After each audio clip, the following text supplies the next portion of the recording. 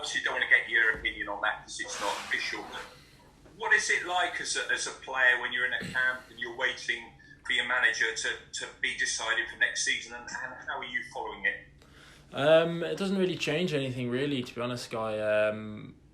Kind of just wait and see. I'm in camp now. There's nothing I can do about it. I'm not going. It's not like I'm going back to the training ground next week, and everybody's unsure. So it's just kind of wait and see who they decide to appoint, and other than that, just get on with what I'm doing. In terms of Ireland, sorry, I don't know if you can hear that noise on the line, but in terms of Ireland, how big was that win the other night? Is there sort of a nice feel in the camp at the moment? Yeah, it was a very big win for us. Just in terms of our confidence, obviously we haven't won a game in a long time, so just to kind of wipe the slate clean and just start with a win and kind of kick on from there. It was starting to get to the point where no matter who we played against, it was just going to be a difficult game for us. But look, now we've got the win. We kind of go into Hungary with kind of different mindset and obviously looking to just kind of stay unbeaten now for as long as possible. Yeah, 1-0 down. I suppose you're sort of facing a bit of a crossroads there, weren't you? Thankfully, you took the right fork. Yeah, it was 1-0 down. I felt like it was almost the end of the world. Really, it wasn't looking pretty, was it? And but look, we managed to kind of switch on, and maybe it was a little wake up call that we might have needed to kick us into gear, and it was comfortable enough in the end. Cheers, Matt. Thank you. Damien Spellman, please. Hi, Matt. I can just take you back. It's been a really disrupted year for various reasons. You were caught up in the COVID outbreak. How was that for you as an individual and for the team as a whole? It was very disruptive. Yeah, we had a lot of COVID problems, especially with the national team and in the camps, not obviously this one, but the ones leading in. Yeah, look, it's disruptive, more for the manager, really. He's obviously picking the squad and he has to change it all the time and constantly ringing people, I guess, who weren't in the initial squads to ask them if they can come and stuff. But look, you're playing for your country, I guess, so you kind of take the call whenever it comes.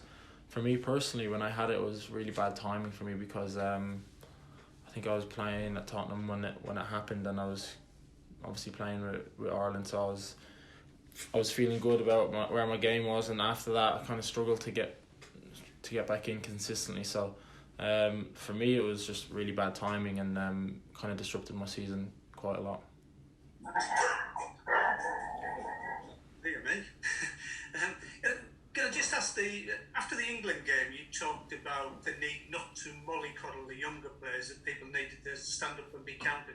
Have you seen a growth in some of those younger players who've established themselves in the team in the months since? I think so. I think a lot of them have matured quite a bit. I think that comes down to them and with their club football as well, though. If they're playing regular games, some of them have had tough seasons where they've just fought off relegation. So that can mature you a lot. I've been there before myself. So yeah, look, we have some good youngsters here for sure. There's no doubt about that. And obviously we have probably more youngsters than kind of senior players at the moment. So they need to kind of obviously we need to step up, but they need to step up as well and act like senior players at the same time, because look, we're a country that needs all 11 players on the pitch to be pulling in the same direction at once. Dave Kelly, please.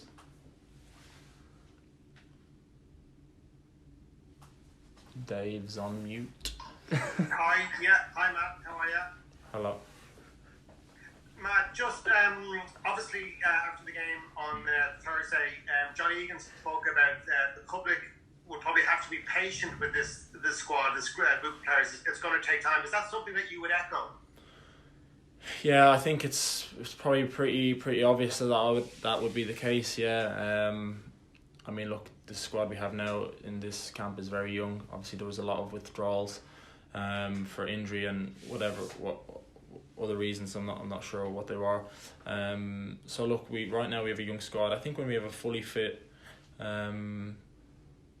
squad to choose from where everybody's available, I think you still have to be patient. But I think there's more room for us to get the results quicker than we would like. So look, it depends on the squad and the injuries and stuff like that. Right now it's very young, so if the squad was to be like this going forward, then I would say there would have to be room for patience. As you say, the results haven't been what everybody was hoping for. But do you think progress has been made this season? And if so, in what regard? Look, results-wise, it doesn't look great, does it, for us? But I think performance-wise, there was definitely performances there where we feel like we should have won a few games. We feel like we could have drawn with Serbia. So I think the progression is there in terms of the style of play we're trying to play.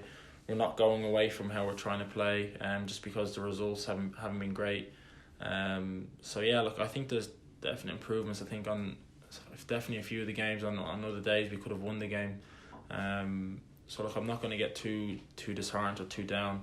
I know we've lost a lot of games, and that's obviously not good enough either. But I think there is some steady progress.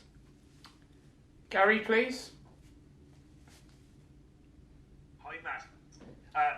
I see the Hungarians are allowing a full stadium on Tuesday. How strange and how great will it feel to play in front of a big crowd? Yeah, well, if that's true, then I'll be absolutely delighted, because I played the last game of the season against Leicester, and there was 10,000 maybe, whatever it was there, and you could hear the atmosphere, and it feels a lot better. I feel like when there's a crowd in, I don't know, I like to play with the fans in the stadium. For me, I think it makes a difference to my game. So yeah, if that's the case, then with it being on grass as well, then yeah, I'm even more excited than I already was. Great, thanks, Matt. Paul Rowan. Matt, it's been a difficult season, as you were saying. Do you think you got a fair crack of the whip from Jose Mourinho, and what did you make about his departure from the club? Yeah, I definitely got a fair crack at the whip. I mean, I still played 25, 26, 27 games. So that's a lot of games in the season to play. So yeah, definitely got a fair crack. And look, I had a great relationship with him. He was my neighbour for the whole year where I lived. So the relationship between me and him was fine. I thought he was a great guy. But unfortunately, just these things kind of happen in football, and that was the case. But look, he's Jose Mourinho. He's one of the best ever. So I've got nothing but praise for him. I mean, I suppose people always talk about burnout with Jose. Was there that sense in the dressing room that that it just wasn't working, and that it was time to maybe try something new?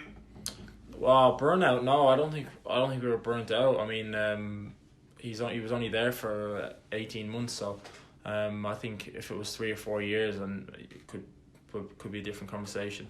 But look, we just weren't getting the results for him, and look, a manager always seems to be the one who seems to lose his job. But like as players, obviously we were the ones that were on the pitch, and we weren't able to get the results from him, which was a shame, because like I told you, he's one of the best managers ever. John Fallon, please. Thank you. Hey man, you think Troy Howard might get a better chance under a different? John Fallon, please. Okay, am I on? Yeah, you're on. Okay, Matt, how you doing? How's it going? Good. Matt, could just ask you, we haven't spoken to you since the last window in March, where yourself and Shane has played in the same team with the back five system. Yeah. First time for a long time you've played together. Do you find that you complement each other in that system? Well, we like playing with each other.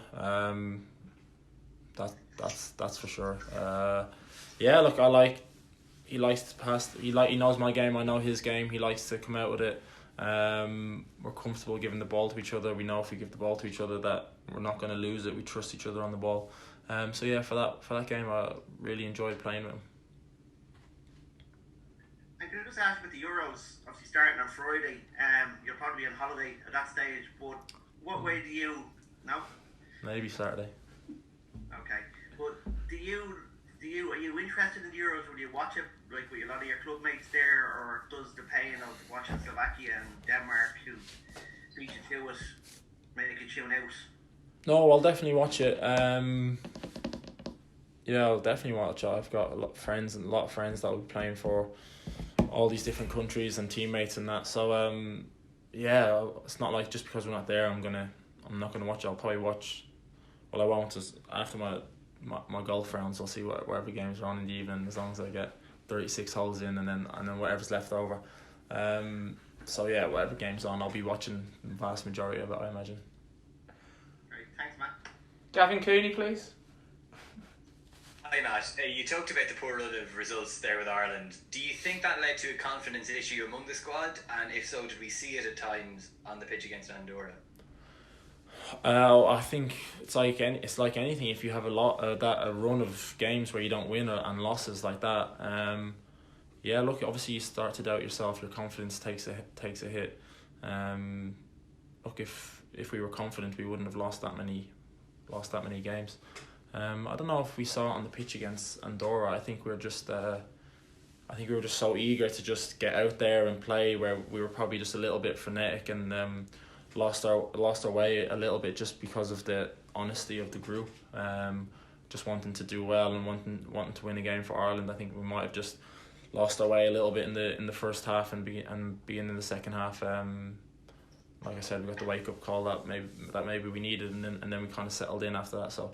Yeah, look, the confidence obviously is not at its highest point, but how could it be after that amount of losses? And but look, like I said, we've won the first one now, so it's time to, like I said, see if we can go to Hungary and beat Hungary and just get as many wins and draws or stay unbeaten as long as possible. Yeah, and finally for me, you've seen a lot of Troy Parrott up close this week. Do you think he's ready to stay at Tottenham and make an impact at Premier League level next season? Yeah, I guess we'll have to wait and see. He'll have to come in pre-season, like kind of all of us. We're back on trial again, aren't we? When a new manager comes in and just go from there. So I think that'll be down to him when he comes back into pre-season. Like it'll be down to me. We've both got to go back into pre-season with the bit between our teeth and really show them what we're made of and hang around and be part of the first team. Thanks for that. And we'll finish up with Kieran. Hi Matt, you made your debut against Turkey a few years ago, and one of your teammates that day was Declan Rice. Will you be keeping a special eye out for when the Euros come around, or have you let that kind of old football disappear? No, it disappeared 2 years ago, I reckon, whenever he left. No, look, I have no problem with Declan. He made the personal decision, and I'm sure he's probably pretty happy with the decision that he made. So no, look, we'll watch the games with interest to see how they get on, because like I said, I've got teammates and some friends playing there. So yeah, that's no issue for me now. Okay, and just in terms of your former manager at Wolves has been linked with Spurs as well. Would you like a reunion with Nuno? Yeah, I seen that at the start. I don't know how true that is. I see him linked with some other places, but I'm not surprised. He's in my opinion, he's top class coach, his staff world class all around him. So he'll find a pretty good job soon enough. And just one more from Paul Walsh. Sorry. Thanks, Kieran. Hi Matt, how's it going? How's it going? Matt, if you could pinpoint one reason, why do you think it took Ireland so long to register that first win over Sweden? Maybe just a lack of belief. Maybe we were kind of playing and didn't actually believe we could get over the line. I remember the first games that we were playing. We thought we were playing well. We were a bit unfortunate. Slovakia being the main one where I thought we played well, and just there's been times where we just weren't able to put it in the net. And like it's a accumulation of all these things that don't kind of go your way. 2 games gone by, 3 games gone by, before you know it, 6 games gone by, 7 games, and then it's a story, isn't it? Then everyone's talking about it, and it's playing on your mind in the games. And we're playing against countries. I know we lost to Luxembourg in the last game that we feel like we should have beat. But it's international football. No game is easy. We're playing against these countries' best players. So look, it hasn't been easy at all, and as players we take the majority of the blame for that. But now it's kind of time to turn the page, and we obviously beat Doherty today. Obviously everyone expected us to beat them, so we did. So look, it's turn the page and back onto a winning track and see where that takes us now. So